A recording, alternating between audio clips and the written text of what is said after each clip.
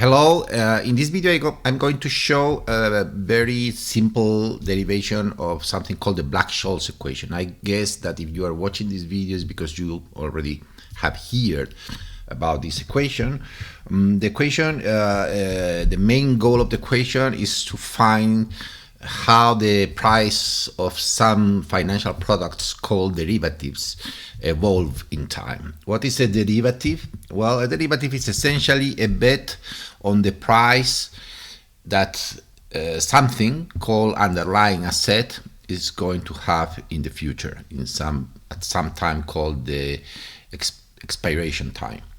So the underlying asset can be anything, can be another financial product, can be the stock of a company, can be the price of the underlying asset, can be some good like oranges. So your derivative is going to be a bet on the price of the oranges at a given time, maybe the end of the year.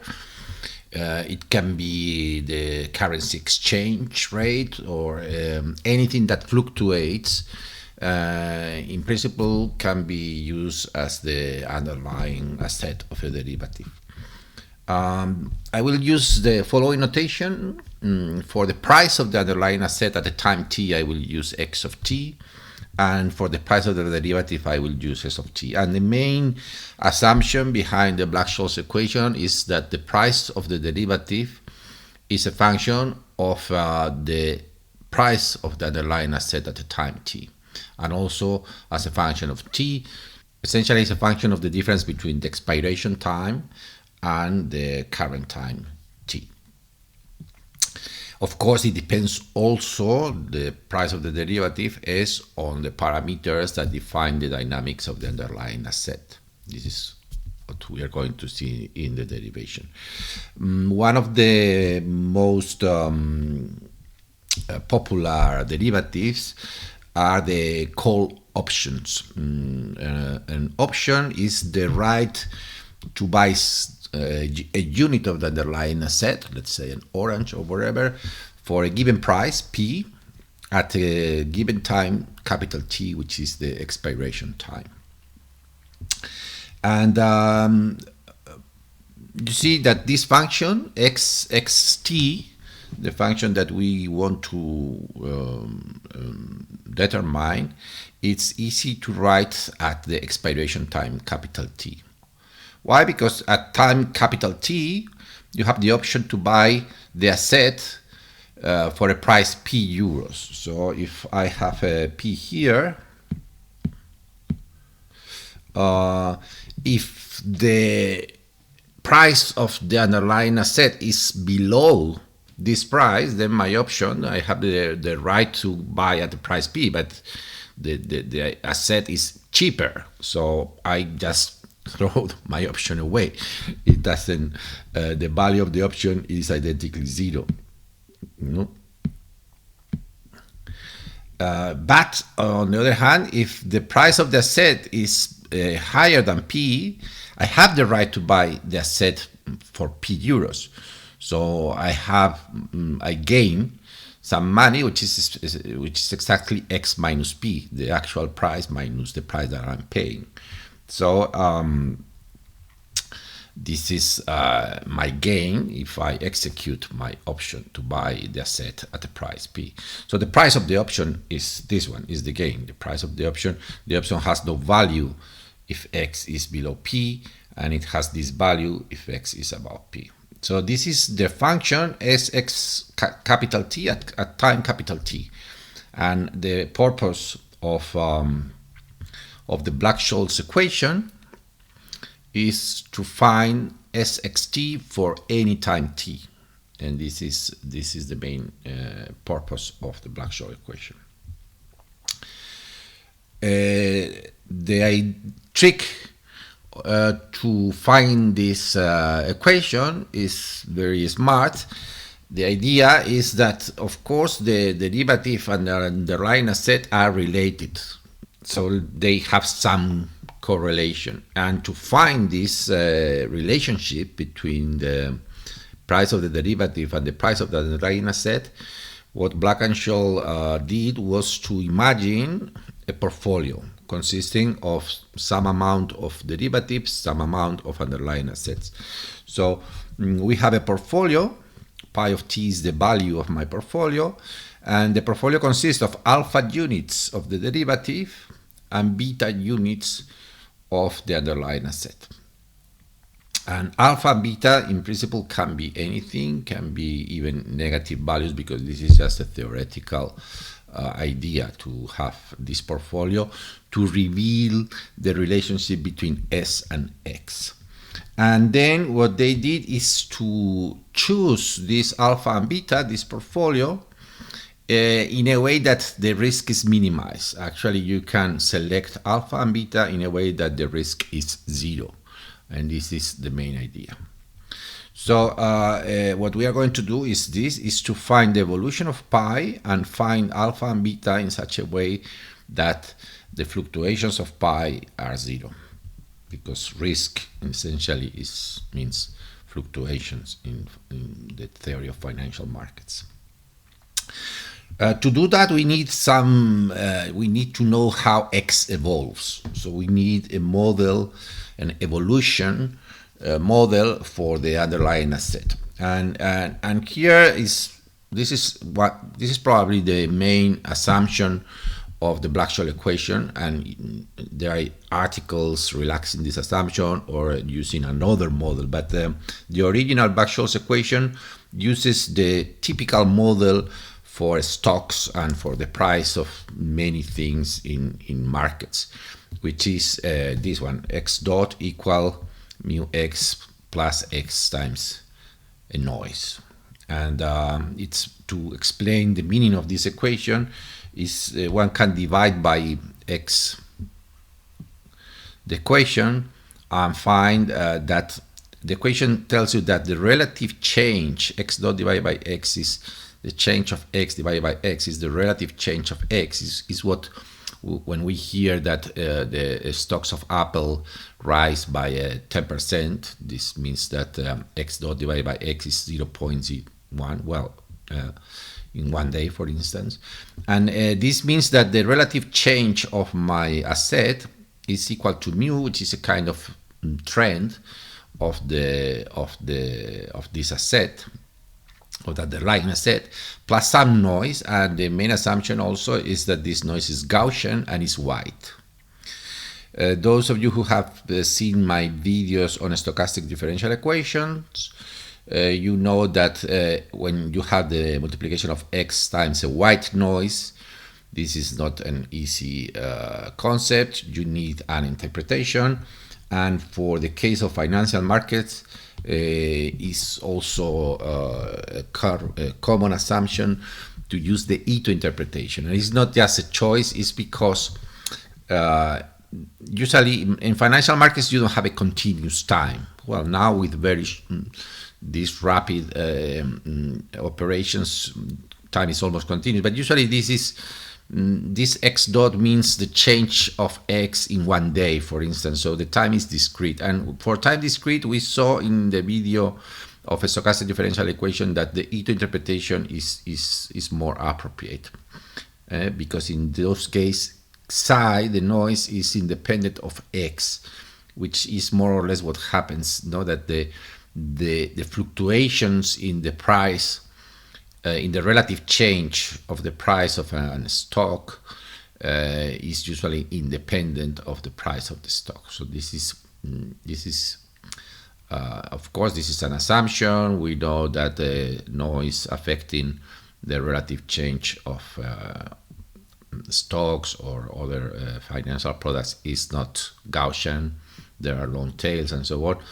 But this is the assumption that we need to know the dynamics of the underlying asset, and this is what Black-Scholes took because it's the easiest and the most popular way of modeling the evolution of stocks and assets in general. Okay, so these are the ingredients. We'll have a portfolio, alpha units of the derivative, beta units of the underlying asset. We have an equation that rules the evolution of x. And in this equation, we have two parameters. One is mu, which is the trend of the asset, and sigma, and this is a very important parameter. This is called the volatility of the underlying asset. Volatility is the term that economists use to refer to fluctuations of something. So these are the fluctuations of the relative increases of the underlying asset. This is how much, this is how big are the fluctuations of the underlying asset. And it's supposed to be constant. Mu and sigma are supposed to be constant, which is also a strong assumption. So the idea is the following. Let's calculate how the price of my portfolio or the value of my portfolio changes in time.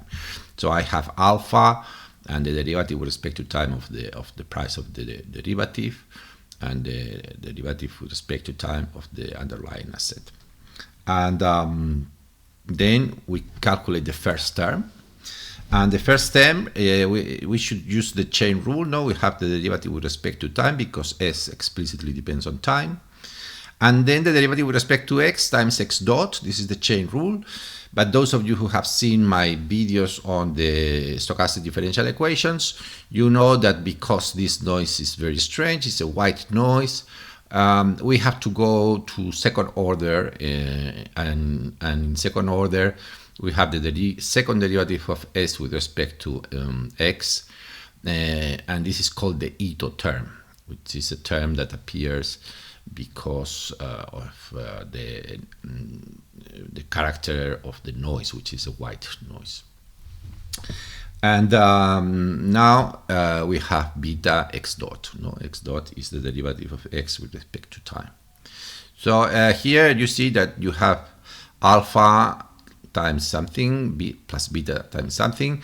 We are now going to replace x dot by its value, mu x, x times the noise. But let me group first the terms, the deterministic terms, the terms that do not depend on the noise. These are those, alpha and this, and here instead of x dot I put mu x. And then beta times mu x. And then the terms that have the noise, which are the derivative of s with respect to x times alpha. And here I have another term coming from this beta x times the noise. I've just replaced x dot by its value, but I have grouped all the terms which are deterministic, which are those, and the terms which are multiplying the noise, which are this x times xi, beta alpha, derivative of s with respect to x. And now this is the trick. I have complete freedom to choose alpha and beta. So I can choose alpha and beta in such a way that they are zero, that the noise term is zero. Okay, and for that, for instance, well, I could do it in many ways. If I take alpha equal 1 and I take beta equal minus partial of s with respect to x, this term is 0. Okay, and then my portfolio is completely deterministic. The value of my portfolio with this choice is completely deterministic. Or in other words, is a risk-free portfolio. You don't have any risk. Okay, so in this case, and this is another assumption which sometimes is hard to understand, but if there is no any risk in this portfolio, the return of this investment should be equal to something called the risk-free investment, which can be state bonds or some financial product which is completely safe.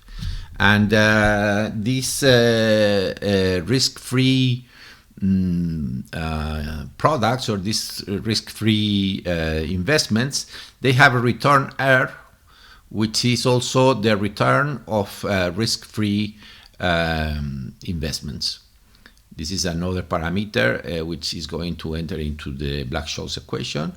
So you have to understand well what means. R is the rate, the return of some product which has no fluctuations, which is completely risk-free.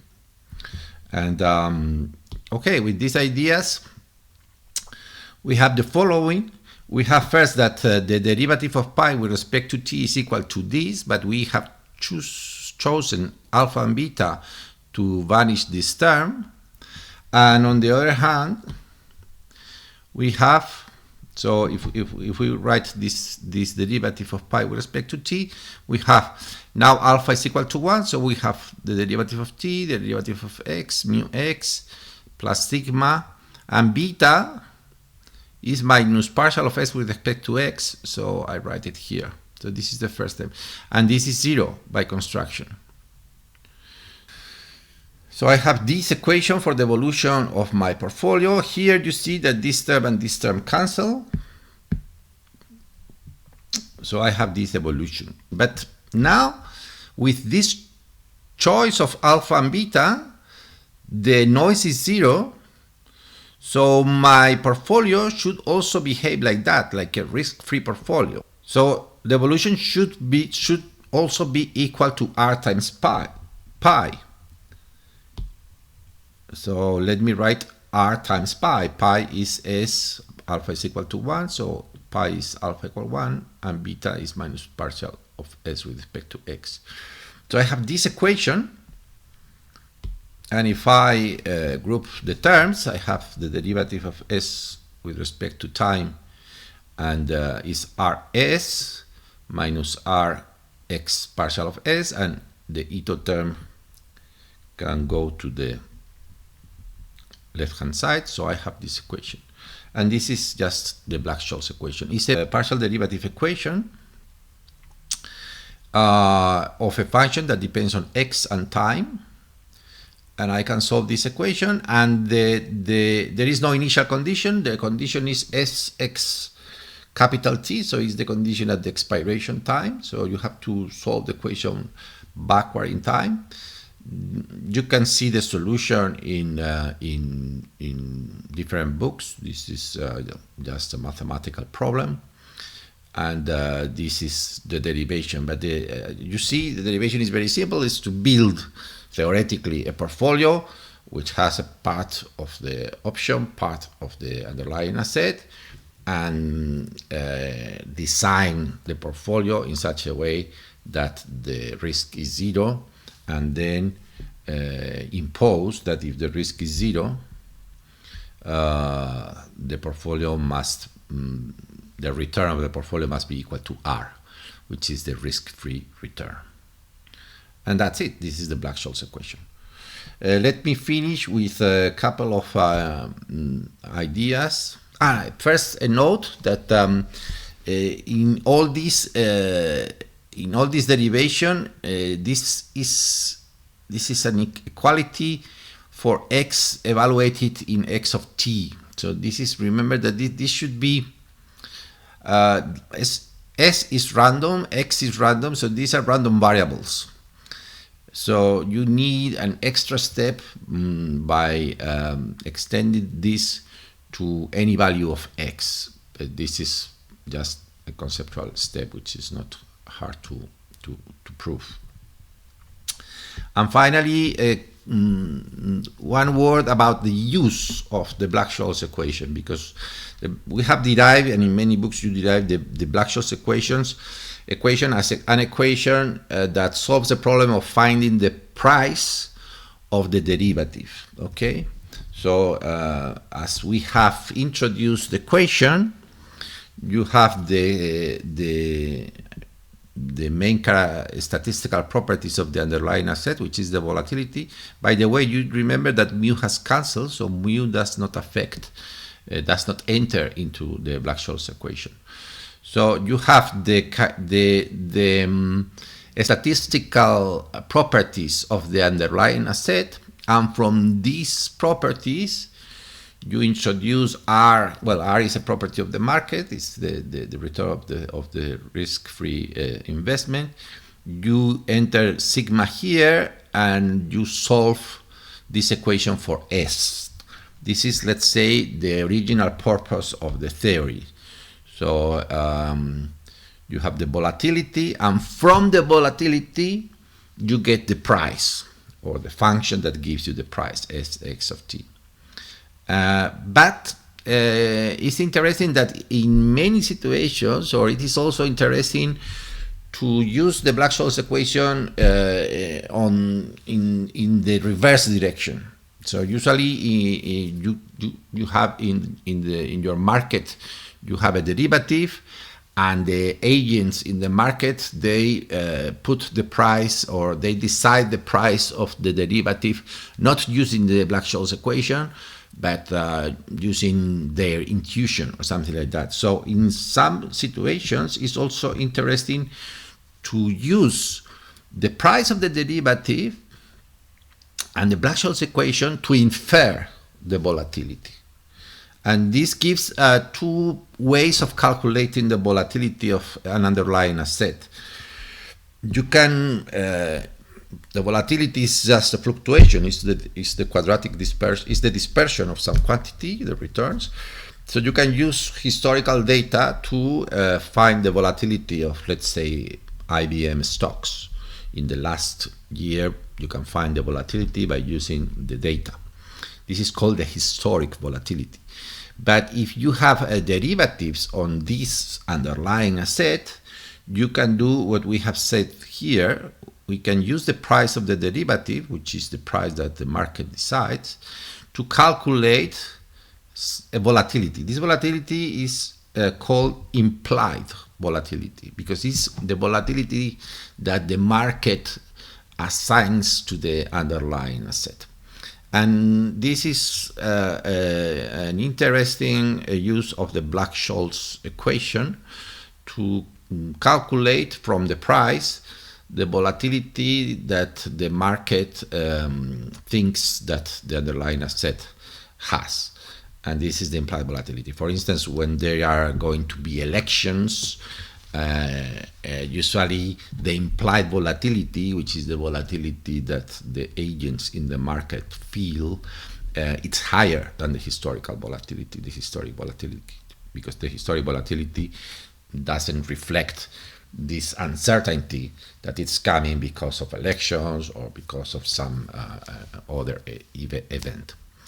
Okay, so this is the purpose of this video, to show a very simple derivation of the Black-Scholes equation, and second, to talk about this historic volatility and implied volatility, which sometimes is not clear in the books. In many books of economics, they insist a lot on the assumptions, the initial assumptions of the Black-Scholes equation, and I think for physicists and for people who is familiar with equations, it's much easier to see these assumptions as they appear in the equations in the derivation, and this is what I've tried to do in this video. So thank you, and see you next time.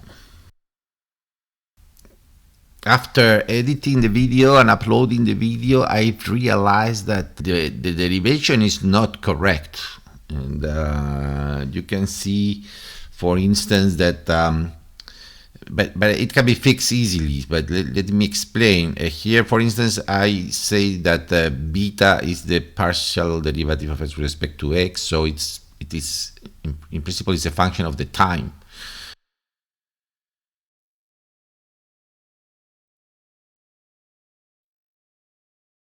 And here I should differentiate beta with respect to time as well. Another problem is that here s depends on x all the time, and so when I say that the risk is zero, I mean there are no fluctuations. Of course, if this depends on x and x is a random variable, it will have a lot of fluctuations. So what is the solution of all these problems in my derivation? Well, that the derivation is valid conditioned to a value of x at time t.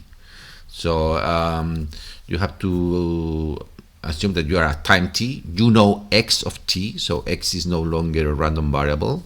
X of t is just the value, and then you construct your portfolio with beta equal to this value, the partial derivative of x with respect to x evaluated in x of t, so it's not random and it's a fixed value. And then you calculate how this portfolio changes in a short time, delta t, and it's this derivative times delta t. So this is the change of pi of the value of the portfolio conditioned to a given value at time t of x. So this is, everything is conditioned to the value of x at time t, and then this is no longer random. The only source of randomness is the noise in this delta t. So if I make this equal to 0, I get, at least for this short delta t, I get a risk-free portfolio, and then I can do this at every time t, and then the proof is correct. So to make the proof correct, you have just to condition everything, pi and alpha, beta, and so on, the whole portfolio conditioned to x at time t, which is a value x, and then with this we also solve this question that I mentioned here in my video, that well, this is I said this is for a trajectory, but one can generalize. I was not very clear here. Now this is s of x of t when x is the value of x at time t, so because everything is conditioned, so it's for any value, for any x at the end. The Black-Scholes equation is for any x. Okay, so sorry for this big error. It was a conceptual error. Sometimes you follow the equations and but you have to really think of the meaning of equations to get to capture it.